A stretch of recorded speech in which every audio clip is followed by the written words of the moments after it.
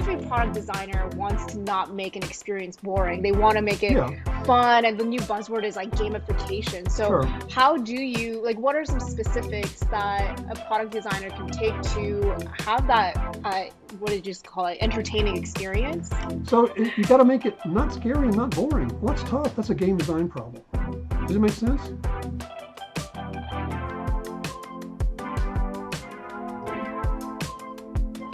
So, introducing our next guest for today's podcast, Eric Lee Smith, a true serial entrepreneur with a passion for creating breakthrough products and services. With a proven track record of success, Eric has started and led a variety of companies from bootstrap to venture backed. Eric's talent for product development has earned him numerous accolades. And as a game designer, he has designed several award nominated games and won the Best Game of the Year twice with Victory Games.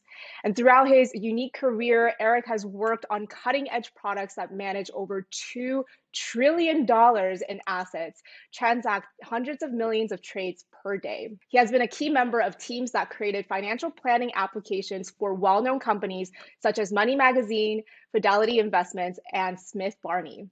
Join us today as we learn from Eric's wealth of knowledge and experience in entrepreneurship and product development. So, Eric, welcome to the show. How are you doing?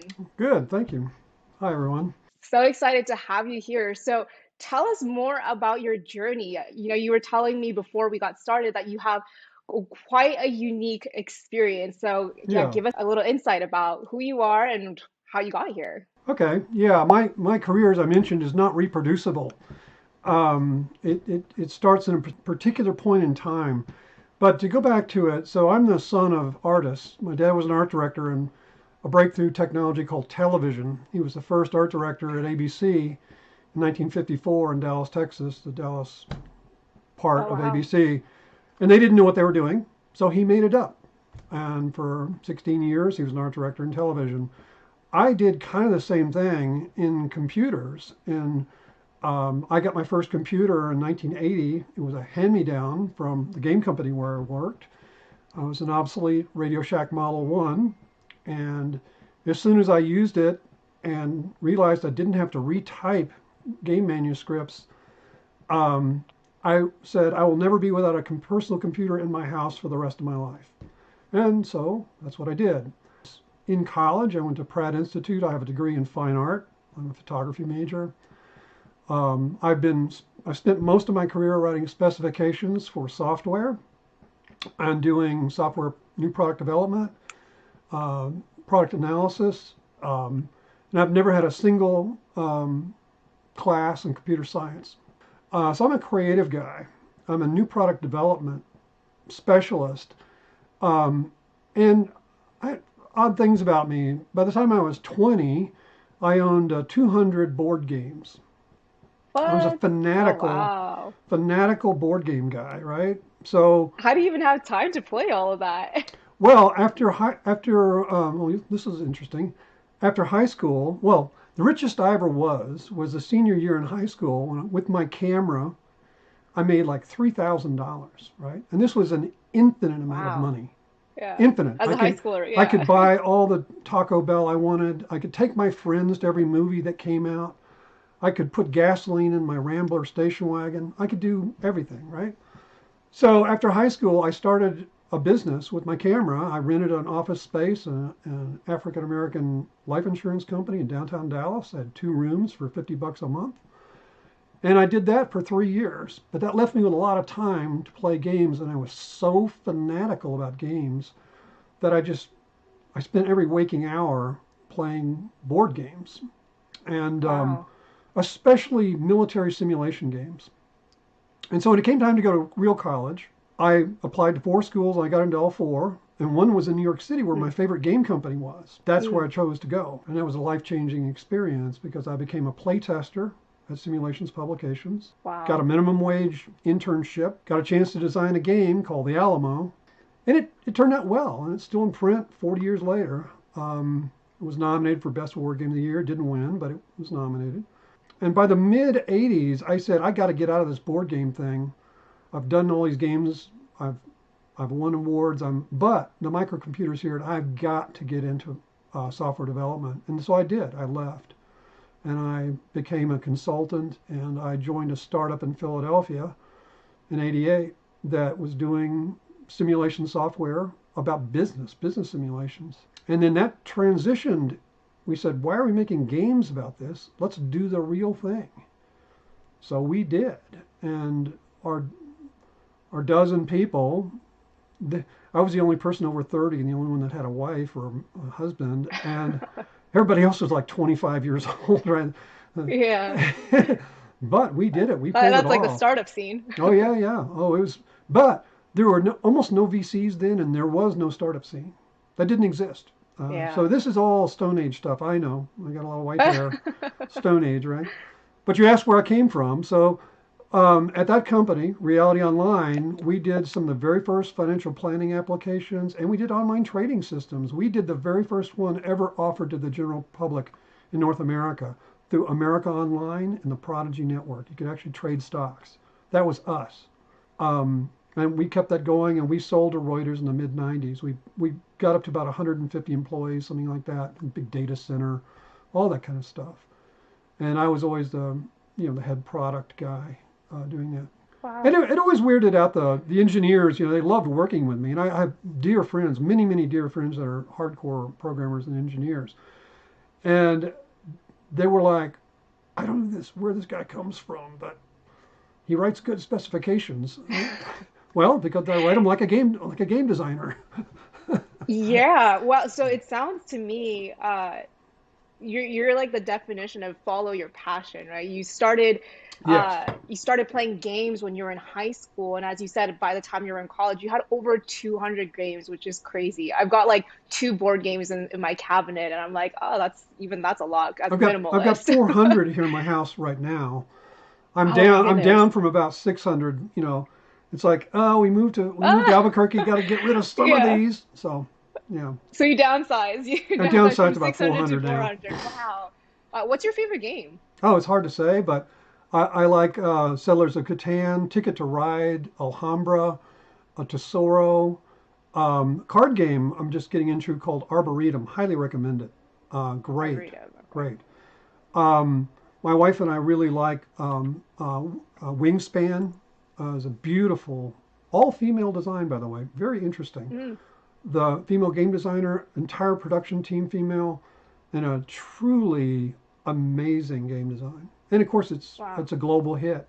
I definitely want to get like a list of your top games, and maybe highlight that in our Okay, sure. Be happy podcast to do notes or that. something. Yeah. You'd have to give me by categories. I've got different categories. I can do Wow, it's like historical categories. games Yeah. and simple games, and the ones that I like playing the most are multiplayer games where you can have both. Mm, They're not that hardcore, but there's meat on them. There's strategy.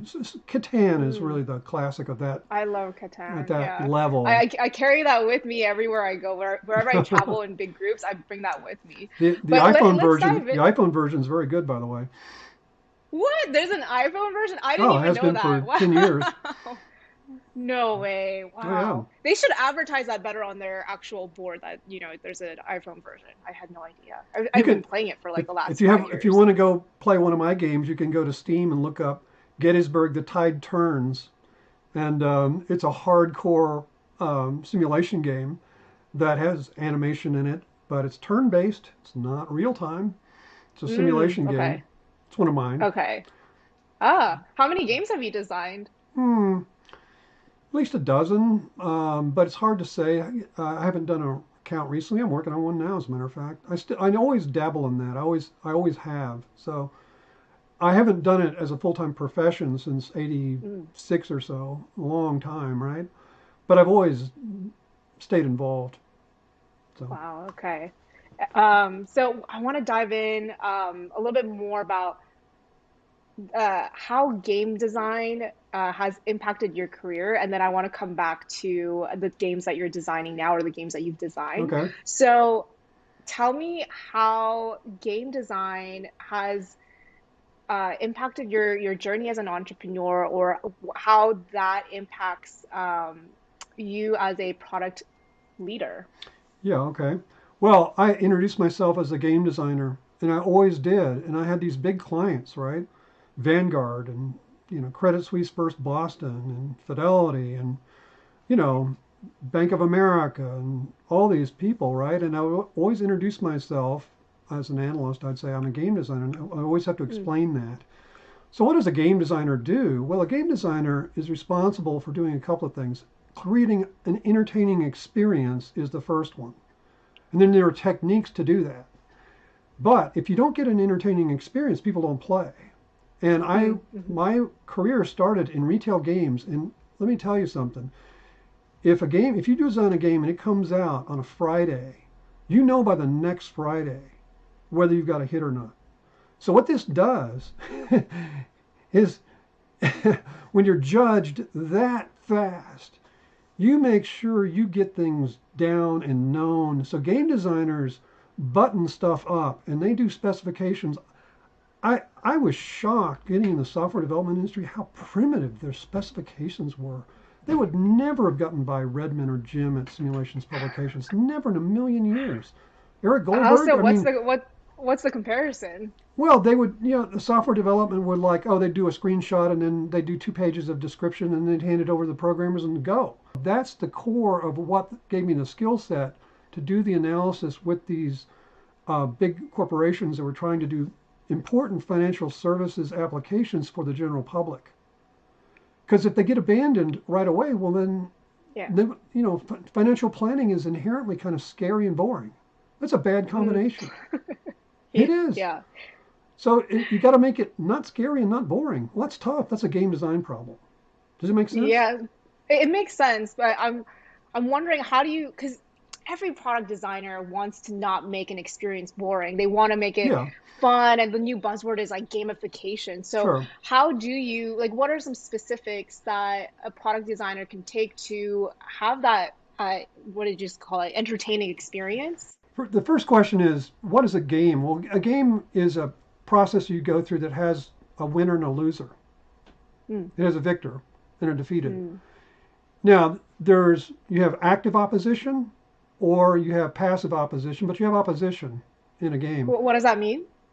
In other words, you're up against something. You're trying to accomplish, and there's an active opponent. That's what a game is. A game is an active opponent. So you never hear this term in gamification, right? So so if you're looking at, say you're designing software and you're using gamification, well, you have to ask yourself, what are the victory conditions? These are game terms. What are the victory conditions? How do I determine where I am and where I'm going? And the victory conditions, like if you're doing financial planning applications, you have a goal in mind, whatever it might be, and that's your victory conditions and how you get there and how you monitor where you are along the process. And the opposition in financial planning is you are the opposition, in effect. It's your own habits and your own interior dialogue with yourself. That's the opposition. Yeah. And it's really hard to overcome that. It really is. Now, gamification, so games are very popular, but let's be very clear about that. There's different kinds of competition in games. There's the head-to-head competition. The ultimate of that is chess. But in order for me to win, Jinny, I have to destroy you. I have to utterly crush you. Okay? I have to utterly crush you. You just win by 1 point. So this is some people's idea of a great time, and it's most people's idea of a nightmare. I don't like chess. I played it as a teenager, and the problem with chess is it's in order for me to win, I must annihilate you. Also, the problem with chess is to get a good game, I have to play somebody that's near my skill level. Otherwise, I just wipe them out, or they wipe me out. So it's inherently difficult game. So that's the direct competition model, right? Now, there are other models. Let's look at racing. If you're a swimmer, you're a high school swimmer, right? You have your lane, you're racing. That's indirect competition, right? In order for me to win, I just beat you, but I'm not leaning over your lane and putting your head under the water. Now, so there's racing, right? There's racing, there's car racing, right? Now, car racing is a little different because there you can cut in front of people and you have direct competition, but not a whole lot. You can't drive the other guy into the wall. but you can mess with them, right? So that's indirect competition. So again, these are competition models. Another competition model, the most popular on earth, is called coopetition, which is in order for Co-opetition. yeah, coopetition, which is I think I got the pronunciation right. I'd have to check with some of my game nerds on that to make sure. But the point there is in order for us to win, our team must win, right? Mm, We got to kill the mm, Balrog, you know, or the orcs. But mm, if they kill us all, then we've all lost.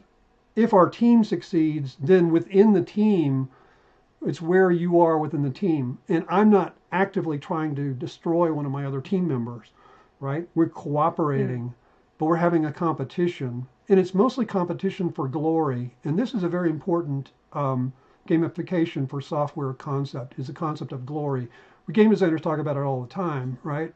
It's mm, it's usually the leaderboard. That's the most, trivial version of glory. mm. Special powers are much, much, much more vital. D&D is the ultimate game for that. Like the longer you play a character, the more real it becomes, the more specific it becomes, the more magic items they have. And pretty Mm. soon, they've taken over your life, and you feel like you are that character. Yeah. I mean, there are people who stay in video games for days at a time, Oh yeah, yeah, and yeah, absolutely. South Korea is terrible for that. Yeah, yeah, yeah, yeah.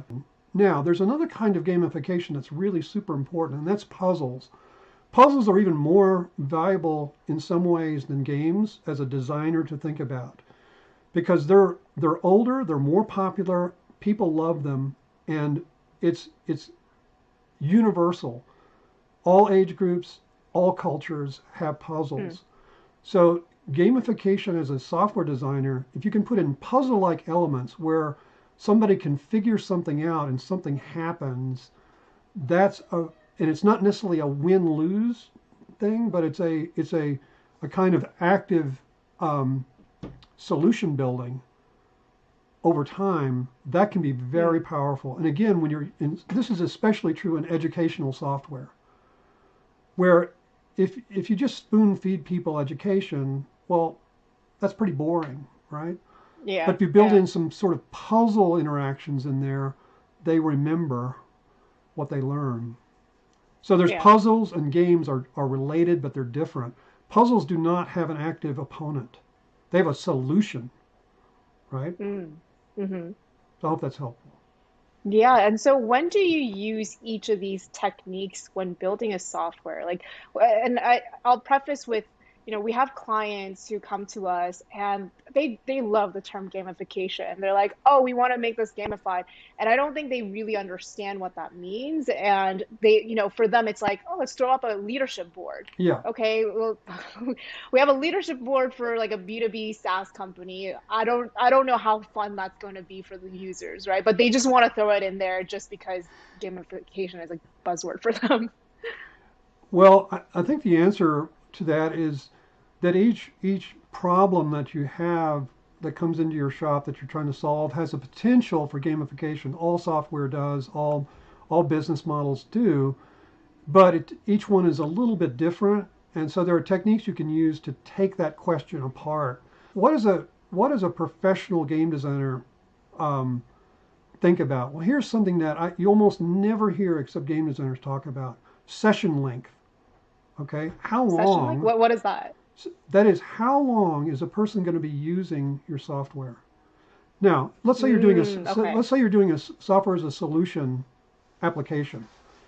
If Mm, it's something that your client is using every day at the core of their job, the design can be completely different than if they're using it once a month at the end of the month to do something. Because then each month it's like, oh geez, I've got to go re-engage and relearn how to use this thing. yeah. So Yeah. the process to engage with the software has to be extremely procedural to step them through because they won't remember between Right. sessions. Right. A tool that they're used real frequently can have a completely different design. So these are design questions, but they're related to Mm, the way game designers think. One of the things that I don't remember who told it to me, Jim Dunnigan or Redmond Simonson. Somebody said to me, never make the gamer feel stupid. never So get okay. Never make the user feel stupid. And the easiest way to make the user feel stupid is using terms they don't know and abbreviations they don't know. So we go in as designers, or as the company that's the client that's helped you, they know their subject matter cold. So they're going to be using terms and throwing things around. Their own client may not fully understand that. You see this in financial services all the time, right?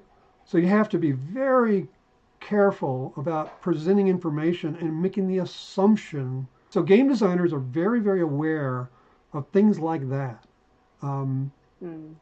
bringing people along. Another thing that game designers do oftentimes is they'll create scenarios that step you into the game quickly, that are sort of beginner friendly. You almost never see that done in what? software. So Um, how do you do that with something like financial services? How do you get them to do like a quick win? okay, let's say that you were doing a stock trading screen. Well, what an amateur designer would do would just be put up everything you could possibly do on that. You know, I'm going to do trade options and futures, Yeah. and oh, I'm going to do The dashboard. Yeah. I'm going to do not a dashboard. I'm actually talking once you've gotten past that and you're actually doing on the I see. trade screen, right? Well, Hmm. they think, oh, the professionals all want that in one place because that's the most efficient way. That's what I was facing in 1990 and 1995. These overwhelmingly complicated screens. You look at them and go, holy crap, all that just to make a stock trade? No. America Yeah. Online, it was about this big, right? We had like, Yeah. you you take things out and you don't have the full blown every option unless they choose to go to the page where that's possible. Otherwise, make them branch into the simple version, like, okay, I want to trade a stock, go to that. So a lot of it's a branching question, where you branch into things that are simple early on, where the user, the Mm. player, gets as quickly as possible to answer the question they want to answer to without showing them every option that they could possibly do. And these are not trivial design questions at all. These are really hard, actually. It's very hard to create simple screens, as your team no doubt knows. Oh yeah, yeah. Especially, we battle with our clients a lot because most of the projects that we work on is in B2B SaaS. And so the founders or the product owners that we work with, they come with, decades of industry experience, and they'll tell us, using financial services as an example, they'll tell us, our typical users are going to want to see all the trades that are happening in one screen. So we just got to give them all of it. And we're like, that Yeah. looks overwhelming. Well, here's the thing. We're gonna go testing, but like, there's it's a bit of a battle with them. So the use case is if the trading screen is used by somebody at their desk 8 hours a day, that's what they said is true. Hmm. If it's intended for the general public, it'll be some guy at night doing trades or some guy at lunchtime doing trades. Yeah. He's not using it every day. And he does not need to see that. He does not need, a Yeah. Bloomberg terminal on his Yeah. PC. He just doesn't. So that's a use case of frequency and also, I Yeah. guess, fanaticism is a term. Yeah. I Um, think that's how I don't know if you use Robinhood, but I think they just totally won the market yeah, because it looks absolutely. like a game. That's It's correct. so clean. That's Their animations are spot on. Yeah. perfect example of a winning by subtraction. They won by subtraction. If you include everything, you provide nothing. Yes. Yeah. So the instinct is to include everything. The more you include, the more complicated it goes up by the square root of the objects you're dealing with, right? I sound Hmm. like I'm a math guy. I'm an art major. So to say that took a long time for me Yeah. to understand what that meant. I knew it intuitively until my friend Doug Alexander said, no, no, Eric, listen, the complexity is it grows by the square root of the number of options on the page. Like, oh, that's Oh why it's so wow. much Yeah. harder. Yeah. It's like when yeah, if you're presenting people with too many options, Yeah, or even like as a simple analogy, if you're like going out to eat on a Friday and you have 10 different options of restaurants as opposed to two, it's just going to be so much more difficult, especially if you're going out in a group of friends to decide where you all want to go eat. So, what did you say? It's like winning by subtraction. And it's Yes. one thing that I think is so undervalued and under comprehended by a lot of founders and product leaders in the space. Like they just want to add more and more and more. Yes. And what they also jeopardize is time too, like time to market, time to iterate, because the more you add, the more you have to test, the longer it's going to take before you get that product out into the hands of the users. Yeah. My friend David Krita talks about cognitive load, and he Mm. uses that term a lot. He went to Yale. He's a real smart guy. So what is cognitive load to people who don't know what Yeah, that I mean, is? when you add options, you get that square of the number of options problem, right? You end up with a Mm. no. When you go into like, there's a coffee shop I love here called in Albuquerque called Satellite. I go there almost every day. They have this big board of options, right, of all these drinks. I never order any of them. There's too many of them, right? Yeah. It's like It's like a Chinese menu. they're like they Yeah. freeze my brain. There's so many options, and that's cognitive load, right? So Mm. you have to be very careful as a software designer about even being aware of the term cognitive load and change the way you design. And simple things like what should be bolded on the screen, what should be in all caps. These are incredibly important design decisions. Again, board game designers deal with that stuff every day. They deal with the issue of should there even be words at all? Can it be so Mm. obvious that there are no words on the screen? That's Mm. really hard. That's really, really hard. But man, the guys that are really good at it, that's you just go, wow, I bow. It works in Korean, it works in English because there's no words required. Wow, you know.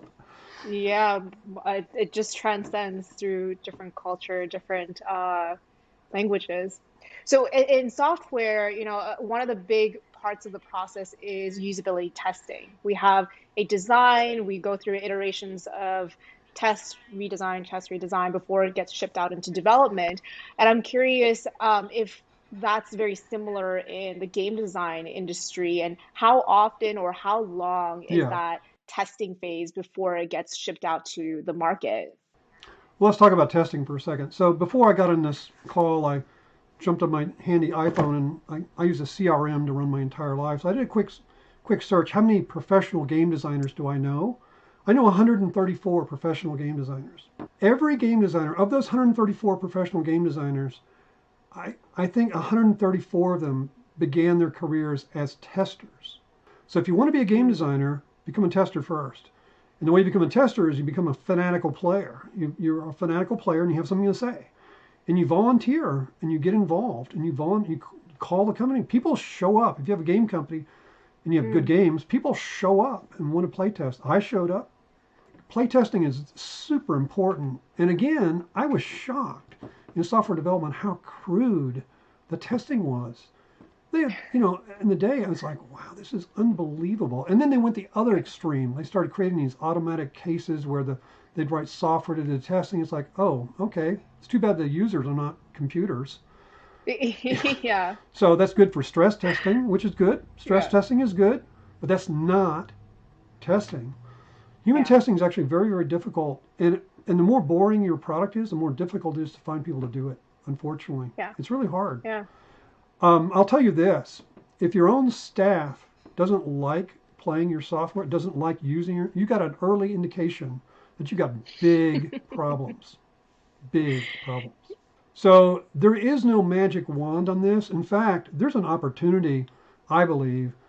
I've actually talked to an administrator here at one of our universities here in New Mexico about this to create a true testing lab, a user testing lab that's actually like a game company's testing lab. Because Mm. there's nothing Hmm. like it. I've never seen anything like that in business software or anything like that. Yeah. So it's probably a pipe dream. It'll never happen, but it's a need. And I wish I had some magic wand to say it's this way. But my experience is every company does it differently, and it all depends on their engineers and the time they don't have, Yeah. Yeah. unfortunately. I think that's the sad part too. I mean, that's been my experience as well, for us to have to convince our clients that we need to allocate time and budget to do testing. They're like, oh yeah, that's important. But then when we give them the line item bill that this is how much it's gonna take to actually test their design, they're like, oh no, that's great, but that's low priority. We got to ship it out to the engineers, and they just completely skip that step altogether. And Yeah. it's like you're coming to us to design an experience for your users, and yet we're not actually designing for your users. We're designing for you, and then you're shipping it out to your users Okay. afterwards. This Such is a flawed experience. my friend Rick Bunker gave me this terminology 30 years ago, and I never forgot it. Testing is a CF job. If you do it What is CF? C, it's a C or an F. Oh, okay. If you do it perfectly, you get a Uh-huh. C. Anything else, you get an F. So it's always going to be the super low priority for your clients. Now, oh, it's not important. Let's just ship. But then it gets out there in the market, and something starts exploding, and guess what? You get an F, right? If everything goes perfectly, you get a C. That's it. Yeah. Nobody cares. So it's incredibly difficult to get a client to allocate anything to testing. It's just the only thing that you can do is just say, listen, it's a requirement. It's necessary. Software breaks, and there are consequences to reputation. And Mm. it depends on if you're doing software as a service. I mean, you can blow your reputation pretty quickly. Software always has issues, and it's Mm. better to discover the worst ones before the users than after. Yeah, of course. Yeah. And it varies by industry too.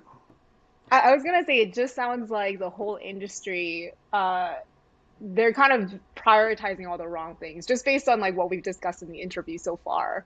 I'm curious, like what other, if you can structure product development the way you see as the right process, what does that look like? So you start with big answers to big questions when you design games, like who is the audience? I mean, and it's not like theoretical. It's very real. The audience is from age 12 to 18. They're 90% female. It's a licensed product. It's yada yada yada. So you start out with that. Then you say, okay, well, how often are they going to play it? Well, they're going to be fanatical. Oh, are you sure? Why should they play it fanatically? You got to answer these kind of questions. So Mm, there's the use cases of how often people are using it, who's the audience, um, and then the complexity level. We've been talking about this. This is the include everything, you provide nothing, and the complexity level of software. And again, Robinhood's a perfect example of a simple application. Simple applications win. The longer a product is in development, the more complicated it becomes. This is kind of a hmm. truth. It's another name for it is feature creep. That's another term, and Yeah. it's just a human instinct. And you keep adding stuff, and pretty soon it's like, oh well, the clean little application we had is now Microsoft Word.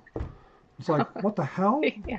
Like if there's thousands of YouTube videos out there on tutorials of how to use your product, then it's just like, are you really building it the right way? Yeah, that's some issues there. So when you start a new when you get introduced to like a new game, do you get excited or do you feel like Oh you're yeah, totally oh sure, desensitized? oh yeah, absolutely. The I love the box opening videos on YouTube. Mm, Every new game that comes out, there's a guy. yeah. He films it. I watch those often. Really? Oh Oh, yeah, what? oh Okay. yeah, oh yeah, sure. And I love. Now I buy more games than I play. That's a problem. Because if I played all the You're a games I collector had, at I would this never do point. anything but play games, right? Yeah. But no, the box openings. Oh, I'll show you one. Hang on just a second. You're not going to play this game. Okay.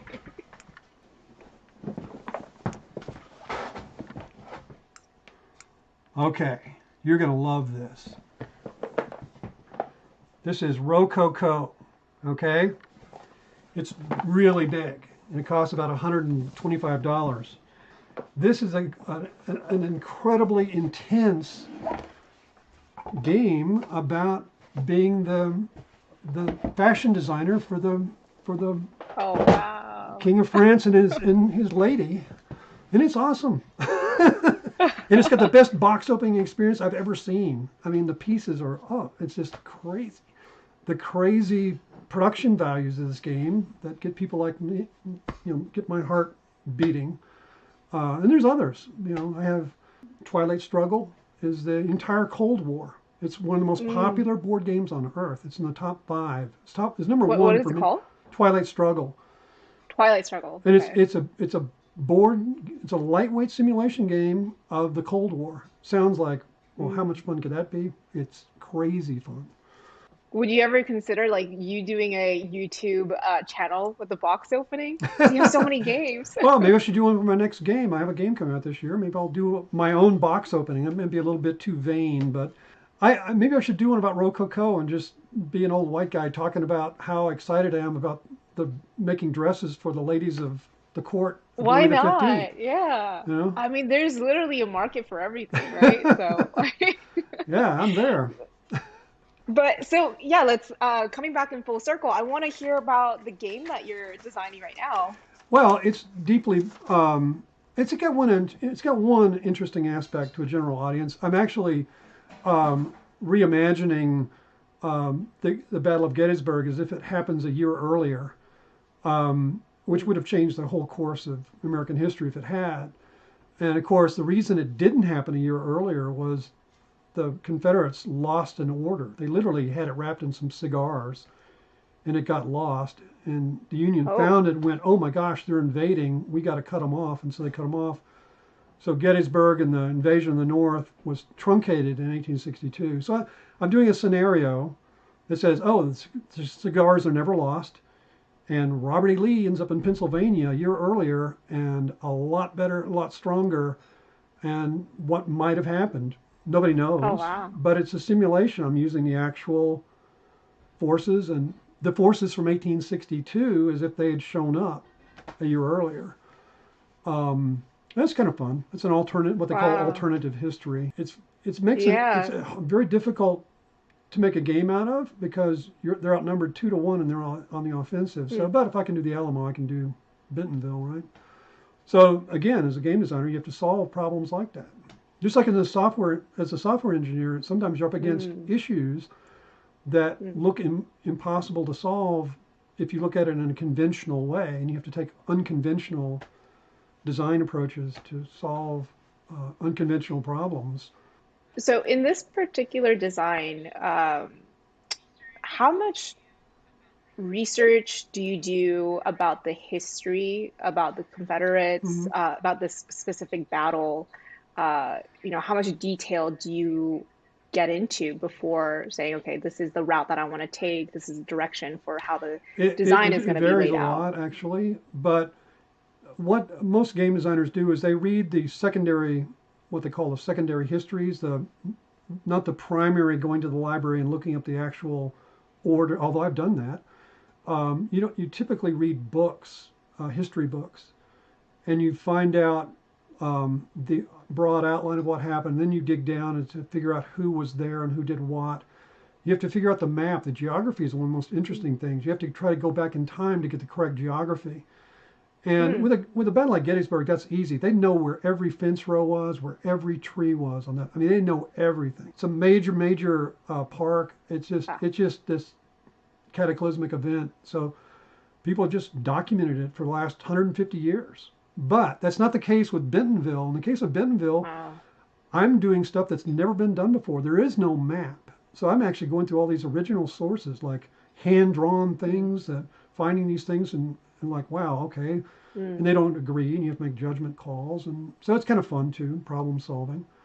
Um, so yeah, and not to take Mm. us too far down the road of simulation games, but um, they're a small genre compared to fantasy and science fiction, for example. But they're my genre that I like. Gotcha. That's fascinating. There's just so many things that I want to dive in, and we only really covered, I feel like, just the surface of I like to all the talk. topics. Yeah, Yeah, but it's so I'm a good. native Texan. I like to talk. You can't help it. Sorry. Well, I was gonna ask, is there any other topics that we haven't covered? Well, yeah, there's one distance team management. Given the number of questions you asked about that and the note to Mm, me, I think it must be sort of topical for your company as well as many other companies. And my take on that is it's very emergent. COVID has changed everything, and now we can actually do it. In the old days, again, pre-COVID, it was way harder to do it than it is now. Things like Zoom and have made it possible to do collaboration, distance collaboration, and the modern tools created in the last 5 years, Slack and many others, have made it possible. I did the last time I had a game company, which was 2014, 2015. We had our art director in England, and we had to use, WebEx or whatever it was. It was a terrible Yeah. experience, and it was very difficult. Um, you know, and things have gotten better, but it's still a problem of intimacy. Yeah. And the Yeah. only way that I know to get around it is regularity, where you do it you get in rhythms daily, weekly, and Mm-hmm. you have different causes for having the meeting. So don't just do some one gigantic omnibus meeting for an hour and a half and try to Yeah. cover everything. Oh Do a yeah. 15-minute meeting about some topic that's weekly, and then do another one that's then segue and try to break things up. Electronic communication mediums are hard, media are hard to get intimate. Yeah, definitely. And I also think, it's a combination of uh organization slash operational design, Mm, and also working remotely. And what I mean by that is, for instance, if your company culture is around meetings, whether it's in person or remote, and you have a lot of meetings, going back to cognitive overload, like if I see more than 5 meetings on my calendar in one day, I know I'm not going to get anything done that day just because there's meeting one after another. Or, mm, even if there's like an hour space in between, it's like, it, what do they say? It's like takes 25 minutes for your brain to like adjust yeah, and start focusing on a topic. yeah. So it's crazy, and Well, so part of that there, is just how your company as a whole operates.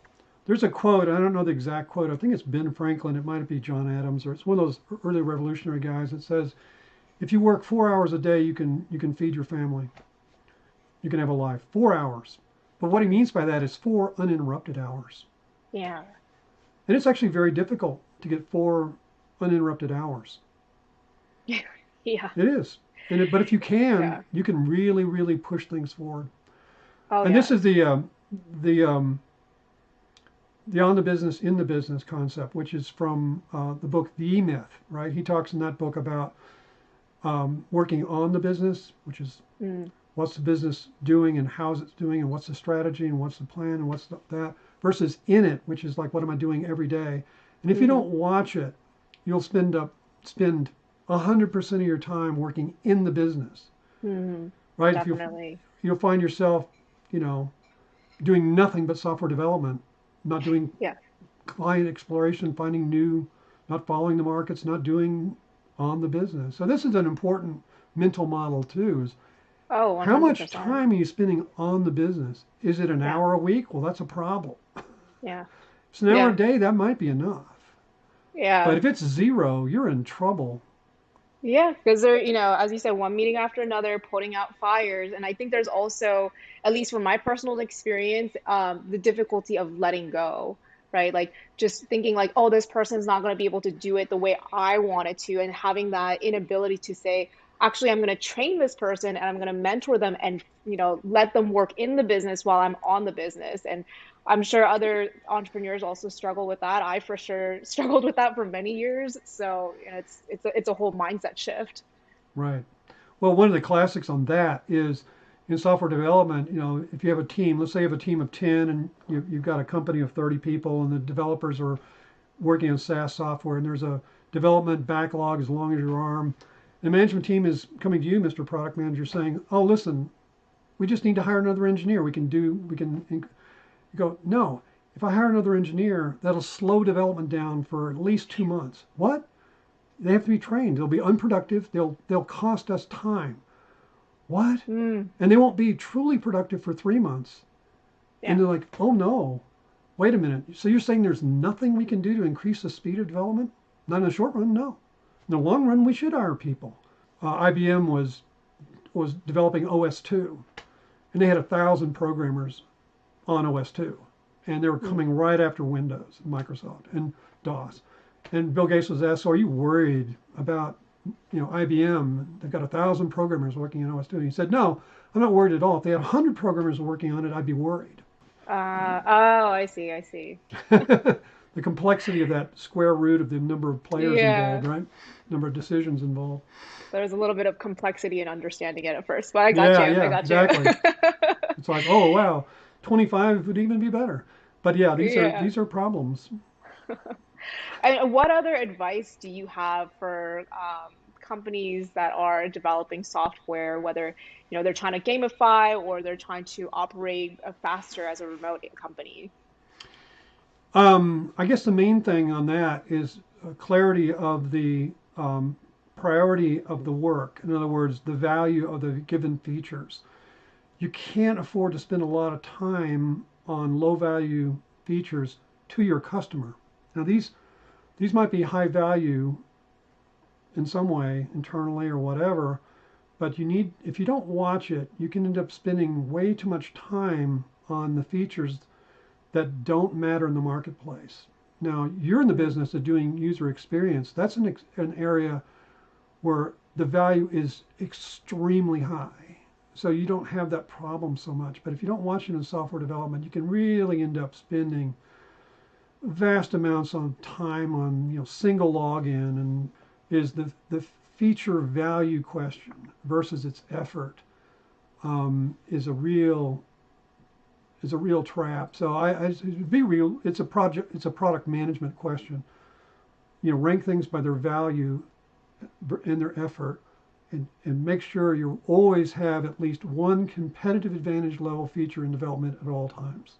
Because if you don't watch it, you'll end up having all these Me Too features, right? yeah, yeah, yeah. That's a really good technique where you list it. I guess to specify, it's like you list all the features or whatever task that you want, put a value next to that Mm-hmm. feature or task, Yeah, and then put another number, and it could be from 1 to 5. And in the second column, you rank it from how much effort it's going to take. And if you want to make it a little bit more complex, you can say like how much it's going to cost to make it, and you start dividing it. So it's like value divided by effort. right, So if right. if the value It's is actually 5 and the yeah, the the process you just described. I've actually been using for almost 20 years. I call it wow. VEP, which is value minus effort equals payoff.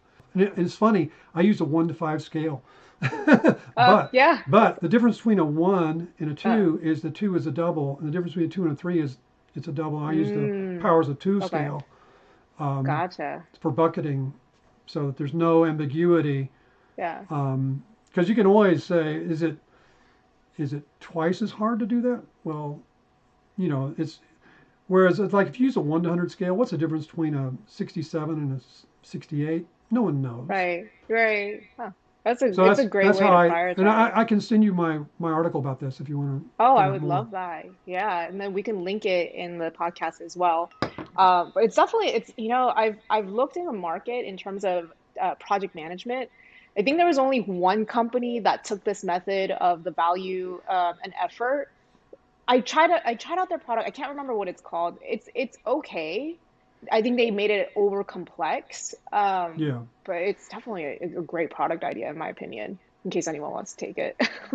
Well, an entire product you should be able to do in one side of an 8.5 by 11. And if it's a software as a service, it might take two sides of an 8.5 by 11. And that would Mm, cover all the features that are being worked on and that are planned for the next year. yeah. I can show that to you. I It's would love not that. hard, Yeah. but it's a different approach to product management, and it's lightweight project management because it does have the time component, and effort is time, but it helps you Yeah. schedule when you actually have capacity to actually implement the things, Oof. right? Yeah. Oh man, there's so many different what do you call it? Methods to prioritize better. And it's just, you know, one of my challenges is that there's just so many out there that like it's hard to decide on like what really works. Yeah, Like for instance, there's the Eisenhower matrix as yeah, well, and then you have the Pomodoro, and I don't yeah. know. I use It both seems like actually. Yeah, it would be great to just like have a singular product that just encompasses everything. Well, that's a trap as well. That's That's how you end up with Microsoft yeah. Word and Excel. Touche, If you touche. All include right. everything, I mean, my process has a number of columns. Um, Mm, like one of the most important in software development is what I call the beneficiary column. Who does a feature benefit? Is it internal? Does it benefit us only? mm, If it benefits the client, does it benefit all the clients for the software, or only one, or a few, or most? So if you don't watch it in your software development, you'll end up making all these one-off features that benefit yeah. the client that screams the loudest, right? So Yeah. beneficiary column is an important Mm, column mm. of this decision about how you product manage. Oh, I was gonna say I had another question, just going back to prioritizing features, and then we'll kind of wrap up after that. Because we were talking about like putting a list of all the features, prioritizing it from one to however many. Yeah. And we don't want to ship out features that have a negative value. But one of the things I was Well, just thinking you can about ship is them, but you yeah, try to avoid building them in the first place. Try to of yeah. redefine them before you spend, because there are losing projects. Almost everything you do around security is a loser because your client Mm, thinks it's free and it already exists. So mm, all the effort you put into it, you'll never get it. It's a CF feature, security, mm. because they think it already exists. They give you no credit for it. Yeah. So the question I was going to bring us back to is, as a product leader, product designer, or developer, you're essentially listing out these features. There's a hypothesis that like feature A, feature B, feature C are going to be the top three features that the users are going to want on your product. But then there's also this, uh, you know, Henry Ford quote where he says, if you ask your Yeah, customers, what they want, they're going to say they want a faster horse, right? right. This is a little bit of a paradigm between like Yeah, how do you decide what the users are actually going to want and need on your product as opposed to something that's more innovation. It's new, but it's something that people might adapt to. right. Yeah, that's a if if you and I had the answer to this, we'd both be rich and living in Barbados somewhere. Yeah. It's really hard. But I'll tell you this: my experience is the closer you are to being the product, the more accurate you are about that assessment. But if you're doing software or whatever it is, the product you're doing, where you are not the product, you're not the user of the product, the more difficult it is because you have to Mm, depend on other people's opinions. And it's just the only thing that I've found that works is you use these buckets and these powers of two buckets. Um, because you almost never, like, if you describe a feature in a paragraph, and that's all you should write is one paragraph. Here's what it is, and this is what it does. mm, And you describe it, and you describe it to your management team or to your customer, and you describe another one, and they say, okay, is that twice as valuable as that? And they'll say, oh, no. Is it half as valuable as that? No. Well, then they're the same level. They're both twos. mm, Oh, but they're mm, not the same. No, they're not the two. It's not. It's a 2.2. No, there's no such thing as a 2.2. They're in the two bucket. mm, Okay, those buckets are how you do this. And it's that level. And once you get used to thinking this way, what it does is it enables you to identify accurately what are truly competitive advantages, and that's what you're really seeking. yeah. Like, what is it that's actually a competitive advantage? And they're very hard to find, and they're very hard to build, and they're very hard to Yeah. ship. Yeah. Right? Yeah. And it's like that for every aspect of your life too. Like, as an entrepreneur, for instance, if you're focusing on those two level value activities instead of focusing on the five value, then you're always going Right. to be a very mediocre company That's as opposed to very good outsourcing that analogy. Actually, task. that's I've never heard that analogy. That's great. So, Eric, is there anything else that you would like to share with our audience before we wrap up? Maybe a book recommendation or two might be Oh, I something love that that. your audience Yeah. would like to hear. A couple of my favorite books that I think are The Design of Everyday Things changed the whole direction of my life. The most important class I took in college was a history of industrial design. I was an art major and I had to get special permission from the dean to go take it. But I was a history buff and I thought, wow, this has got to be great. So the Design of Everyday Things is a mind-blowing Mm, book. Anything by Tufte, um, Tufty. yeah, Tufte, Edward Tufte, um, his design books, and he's done about six of them. Um, those are tremendous. Um, on the business side, I like you know The Art of the Start by Guy Kawasaki is a tremendous book. Um, I like The War of Art. Entrepreneurs should Mm, all read The War of Art. I don't know if you know of it. It's it's a tiny little book. Most great books are tiny, and it's a great book about and entrepreneurs are like artists are out struggling with their internal resistance, and it's a great book. It's actually a very short book, mind blowing. So those are a few. Um, and so a couple more questions. The name of your game, when the audience can expect for it to be published. It'll publish later this year, probably in the fall. It'll be called Battle Hymn Volume 2, and it'll be available from Compass Games, which is compassgames.com. But for most of your audience, if you wanted to look at some game I did when I was in my 20s that's somehow or another still in print, there's one called Citadel of Blood, which is a little dragon, a dungeon crawler that you can get on Steam. That's a little bit more mass market than Gettysburg 1862.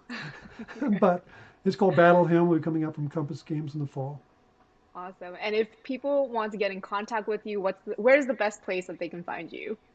Well, your audience, I don't mind. They can email me directly. I have the most obscure email address in the world. It's ericleesmith@me.com.